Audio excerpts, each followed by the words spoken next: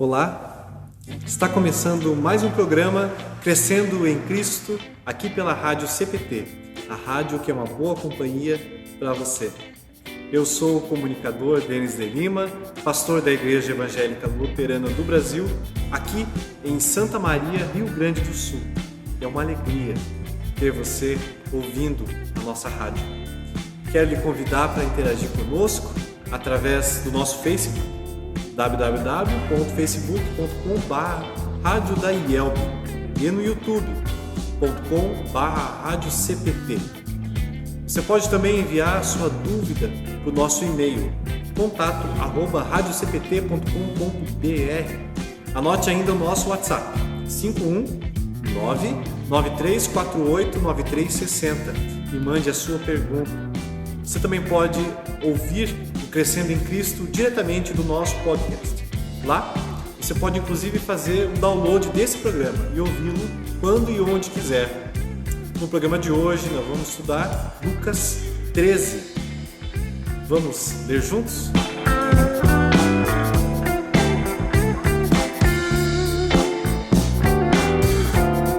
Naquela mesma ocasião, algumas pessoas chegaram e começaram a comentar com Jesus como Pilatos havia mandado matar vários galileus, no momento em que eles ofereciam sacrifícios a Deus.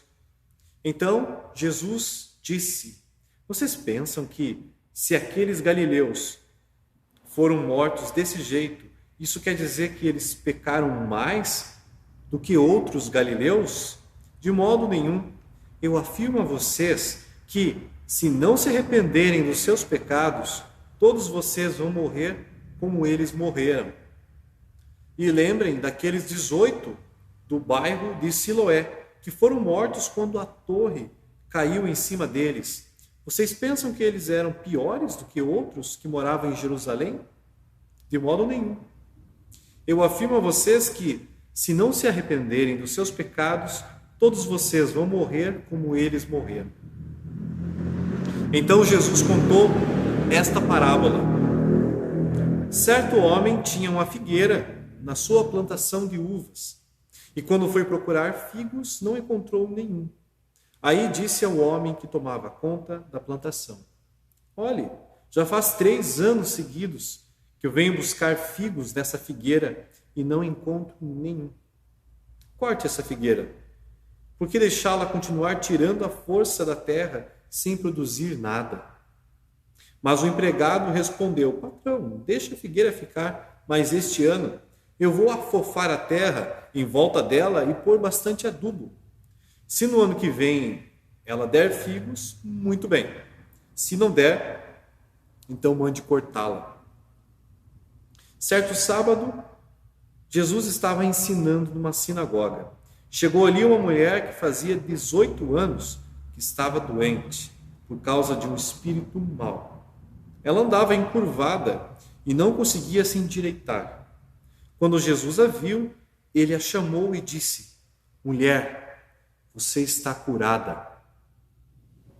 Aí pôs as mãos sobre ela e ela logo se endireitou e começou a louvar a Deus. Mas o chefe da sinagoga ficou zangado, porque Jesus havia feito uma cura no sábado. Por isso disse ao povo: há 6 dias para trabalhar, pois venham nesses dias para serem curados, mas no sábado não. Então o Senhor respondeu: hipócritas, no sábado qualquer um de vocês vai à estrebaria e desamarra o seu boi ou o seu jumento a fim de levá-lo para beber água. E agora está aqui uma descendente de Abraão que Satanás prendeu durante 18 anos. Por que é que no sábado ela não devia ficar livre dessa doença? Os inimigos de Jesus ficaram envergonhados com essa resposta, mas toda a multidão ficou alegre com as coisas maravilhosas que ele fazia. Jesus disse: com o que o reino de Deus é parecido? Que comparação eu posso usar? Ele é como uma semente de mostarda que um homem pega e planta na sua horta. A planta cresce e fica uma árvore, e os passarinhos fazem ninhos nos seus ramos. Jesus continuou: que comparação poderei usar para o reino de Deus? Ele é como o fermento que uma mulher pega e mistura em 3 medidas de farinha até que ele se espalhe por toda a massa. Jesus atravessava cidades e povoados, ensinando na sua viagem para Jerusalém. Alguém perguntou: Senhor, são poucos os que vão ser salvos? Jesus respondeu: façam tudo para entrar pela porta estreita, pois eu afirmo a vocês que muitos vão querer entrar, mas não poderão. O dono da casa vai se levantar e fechar a porta.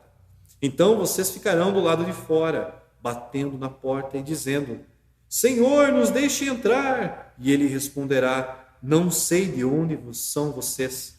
Aí vocês dirão: nós comemos e bebemos com o Senhor ensinou na nossa cidade. Mas ele responderá: não sei de onde são vocês. Afastem-se de mim, vocês que só fazem o mal.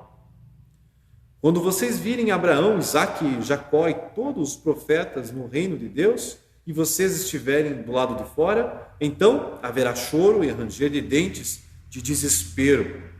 Muitos virão do leste, do oeste, do norte, do sul, e vão sentar-se à mesa do reino de Deus. E os que agora são os últimos serão os primeiros, e os primeiros serão os últimos. Naquele momento, alguns fariseus chegaram perto de Jesus e disseram: vai embora daqui, porque Herodes quer matá-lo. Jesus respondeu: vão e digam para aquela raposa que eu mandei dizer o seguinte: hoje e amanhã eu estou expulsando demônios e curando pessoas, e no 3º dia terminarei meu trabalho.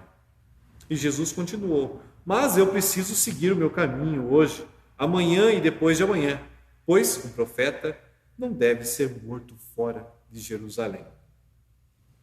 Jerusalém, Jerusalém, que mata os profetas e apedreja os mensageiros que Deus lhe manda.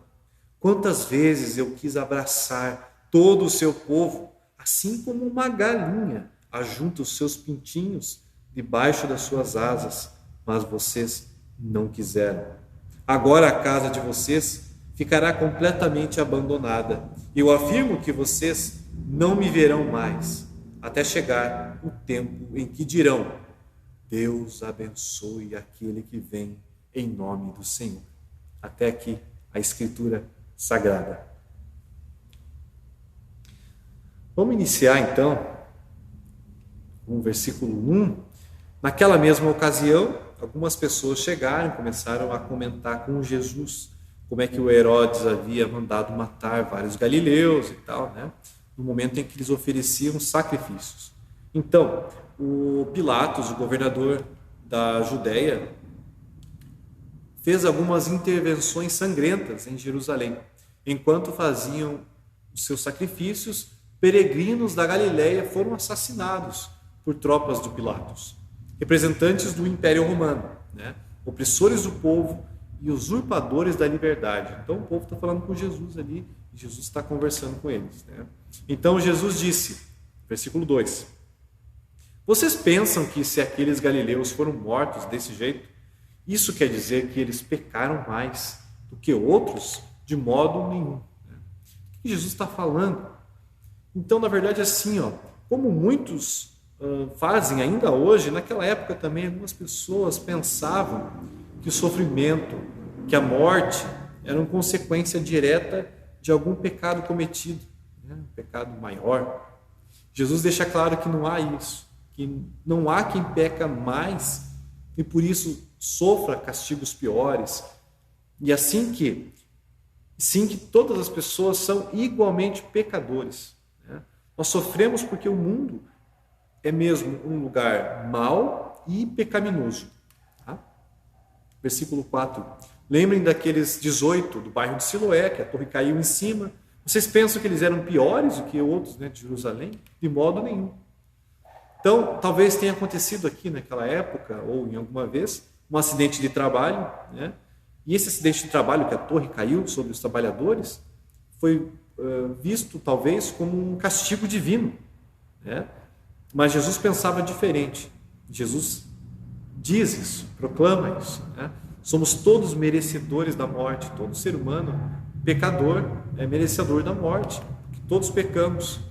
Então, da mesma forma, as tragédias de hoje, os tsunamis, vulcões, inundações, nuvem de gafanhotos, Covid-19, etc., que muitos consideram atos de Deus, mas que não se encaixam no que a Bíblia diz ser o caráter de Deus.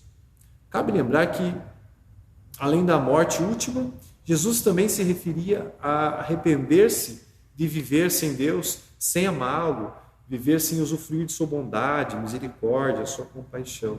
Por exemplo, vocês podem voltar lá em Lucas 9, o versículo 25, e conferir isso aí que Jesus falou, tá bom? Versículo 6. Então, Jesus contou esta parábola. Certo homem tinha uma figueira na plantação de uvas, foi procurar figos e não tinha, ele queria cortar os figos, cortar a figueira, porque ele não encontrava nenhuma figueira, nenhum figo. Então, vem o empregado e fala: patrão, deixa a figueira ficar mais um ano, eu vou preparar a terra aqui, eu vou afofar a terra, colocar adubo, esterco, né? E daí sim, se ela não der frutos, eu corto. Então, é muito importante a gente falar sobre isso aqui, né? Sobre essa parábola que Jesus ensinou. O primeiro desafio é a gente compreender quem é que é a figueira. Quem é? O que é a figueira plantada no meio da plantação de uvas? Isso é uma coisa que acontecia, figueira no meio da plantação de uvas, isso acontecia, tá? Mas então vamos ver quem que é quem aqui na história. Então, a figueira são os líderes espirituais, tá? Da família da fé. Líderes espirituais de todas as épocas. E espera-se que produzam fruto para Deus. Que eles preguem a palavra, que eles curem as almas, né? Que eles ouçam as pessoas, tratem com bondade, misericórdia. Muito importante. Cuide das vidas das ovelhas de Deus também. Né? Então, a plantação de uvas, é bem conhecida essa imagem, né? É a vinha de Deus, é o povo do Senhor, é a plantação.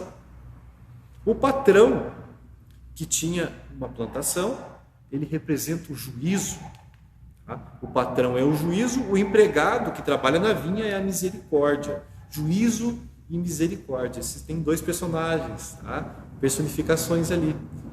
O juízo e a misericórdia. Isso é importante compreender para continuar caminhando aqui na parábola. Para não confundir, né? O Deus Pai, que isso seria o Deus Pai, um é o Deus Pai e o outro é o Deus Filho. Não é isso. Um é o juízo, o outro é a misericórdia. Tá? Deus é um. São três pessoas em um Deus. Então, versículo 4. Quando os líderes espirituais são infrutíferos, não falham só. Versículo 4 não, 4 ponto. Tá? Eles não falham só em sua obediência como indivíduos, mas também eles sugam a energia, né? A fé, atrapalham a fé, esterilizam a comunidade que está ao seu redor.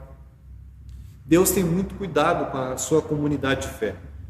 E Ele não vai tolerar para sempre essa situação. Então tem um momento de espera, mas Ele não vai tolerar para sempre isso aí.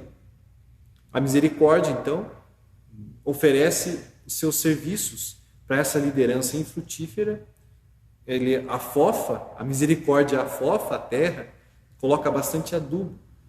Seria o perdão e a graça, renovando ali aquela figueira, tá? Aquele líder infrutífero. Então, uma coisa a mais, só na graça de Deus, oferecida gratuitamente aos líderes infrutíferos, há a possibilidade de renovação. Deus é quem age para renovar e para perdoar. Esses atos estão além do alcance dos líderes, que não conseguem renovar-se a si próprios. Eles precisam de algo de fora, eles precisam de Deus. Mas uma coisa, a oferta de misericórdia feita por Deus deve fazer surgir uma reação, aí sim, interior, a partir de Deus, uma reação. Se não houver renovação, daí o juízo é inevitável. Basicamente é essa a explicação dessa importante parábola de Jesus. Tá bom? Vamos seguir.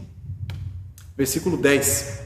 Certo sábado, Jesus estava na sinagoga, estava lá ensinando. Versículo 11, uma mulher fazia 18 anos que estava lá, não se endireitava, encurvado, espírito mau. Jesus a viu: mulher, você está curada. Pôs as mãos sobre ela, ela endireitou. O chefe da sinagoga ficou zangado, porque Jesus fez a cura no sábado. Jesus responde: hipócritas. Daí Jesus dá o exemplo: no sábado qualquer um de vocês vai lá, dá água para o seu animal, o seu jumentinho. Então, o problema da cura no sábado é que o chefe da sinagoga viu nessa cura de Jesus um trabalho que não era para ser feito no sábado, no Shabat, né? Então, era proibido pela lei, de acordo com a interpretação dos rabinos. Atendimento no sábado era só caso de vida ou morte, de acordo com a lei dos rabinos. Jesus apela à prática, né, dos aldeões ali, e também ao bom senso. Ele usa um exemplo cotidiano para falar: olha aí, o que vocês estão falando? Olha bem, né? Para tirar um argumento por causa de uma razão mais forte. E assim, deixa o pessoal, que ele chamou de hipócrita, com esse pensamento, com isso na cabeça, né? O que a gente vai fazer agora? O que a gente vai falar? Nada. Eles ficam com a boca fechada. Né? Versículo 18, Jesus disse, né, que o reino é parecido, uma semente de mostarda. Então, a mostarda, uma planta grande, que ela brota de uma semente muito pequena, né? E Jesus está falando da expansão incontrolável do reino de Deus e do seu poder transformador. A planta cresce e fica uma árvore, os passarinhos fazem ninhos nos seus ramos. Jesus usou aqui uma imagem lá de Daniel, podem ir na Bíblia de vocês. Daniel, no Antigo Testamento, Daniel capítulo 4, versículo 14, quando Daniel está falando do Nabucodonosor, né? E também Ezequiel 17, 23 e 31, 6. Vocês podem olhar lá, que se refere do faraó, né, do Egito, o rei do Egito. Então, basicamente, o que Jesus está falando significa o poder dos grandes reis. E pode representar também a expansão do evangelho entre os povos do mundo, inclusive os pagãos, inclusive a gente, né? Versículo 20. O reino de Deus, ele é como um fermento. Ele fala do fermento.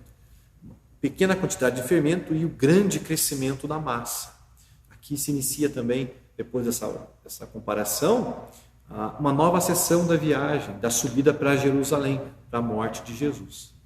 Versículo 22, Jesus atravessava cidades, povoados, ensinando e tal.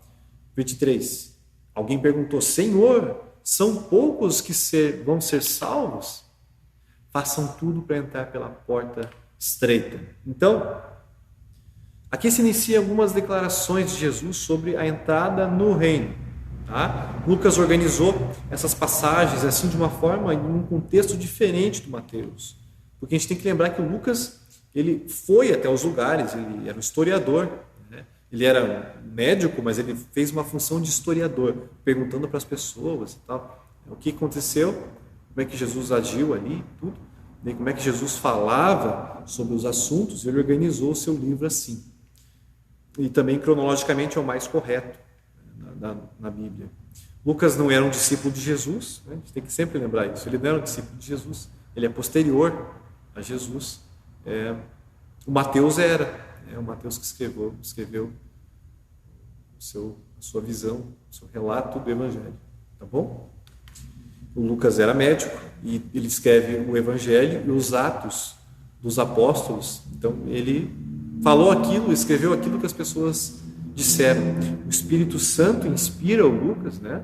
E também o Espírito Santo preserva, o próprio Deus preserva essas palavras.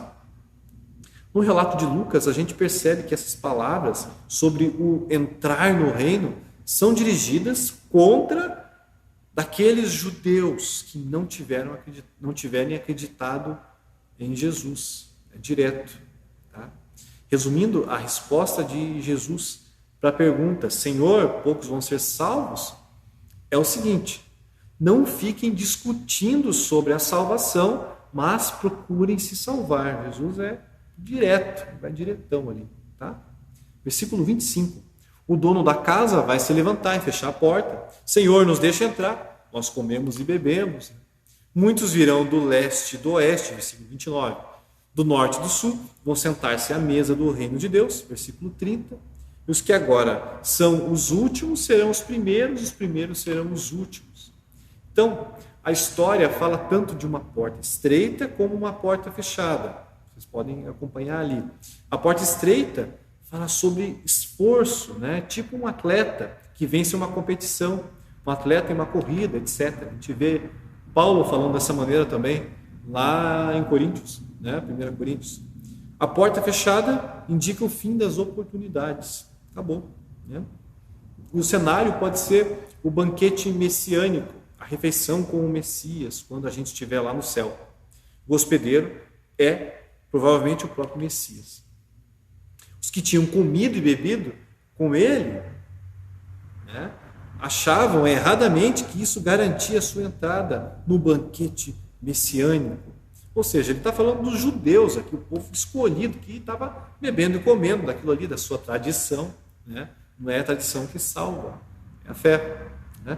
O Messias está aí e só reconhece, o Messias só reconhece os obedientes. Então são esses que entrarão. Muitos virão do leste, oeste, norte e sul. Aqui Jesus está falando dos gentios, o povo não judeu, nós, né? Então é isso aí. Versículo 31. Naquele momento, alguns fariseus chegaram perto de Jesus e disseram: vá embora daqui, porque Herodes quer matá-lo. Então, esses fariseus que avisam Jesus podem ser favoráveis a ele e estão avisando Jesus para que ele não sofra alguma sentença, que de fato sofreu, né? Era o plano, né? Se cumpriu o plano. Ou eles estão também pode ser, sendo hostis, tá? Então estão tocando Jesus dali, tocando para não dar mais problema, enfim.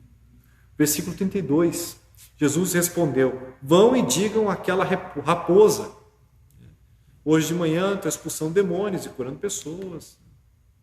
Então, Herodes não é perigoso para Jesus.